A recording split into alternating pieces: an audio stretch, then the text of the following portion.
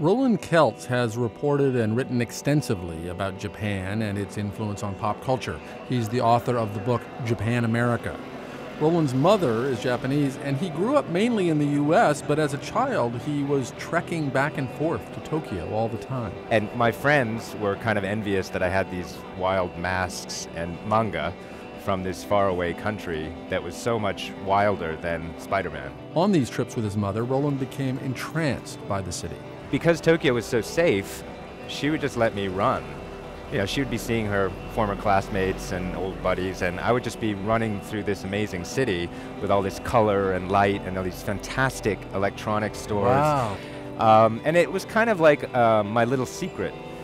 Where are we? Where have you brought me? We're now in Akihabara, which is more or less the ground zero of Japanese pop culture and electronics, and the kind of nexus between advanced technology and advanced pop culture. It's ground zero also for otaku culture, the culture of Japanese hyper-obsessive geeks.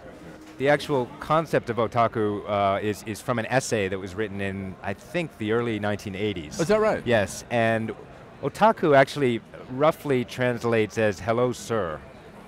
And the reason it was used for these geeks is that they rarely made eye contact with each other, but they would see each other in the same stores and locations.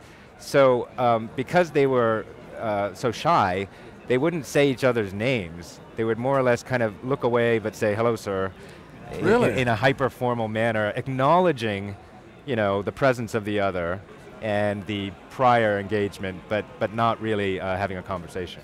And the suggestion is, I can't actually deal with other people. I'm socially isolated. I can only exist in my virtual world. Yeah. The real world I can't handle. So, you know, I love these figurines of schoolgirls, but I could never talk to an actual schoolgirl. So it's not a point of pride necessarily. So these are all sort of appurtenances of your private, reclusive, freak fantasy life. Right, yeah. exactly. Yet here they all are, hundreds, thousands of them gathered on a Sunday afternoon. Yeah. This really is nerd's paradise. Yeah, it is.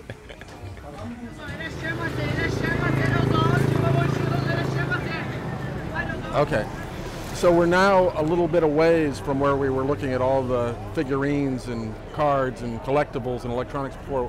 What happened at this intersection in June? About 12:30 in the afternoon, so very close to this time of day, this street was filled with pedestrians, and Tomohiro Kato, a 25-year-old laborer, drove his rented truck right through this intersection and ran over 3 people who died.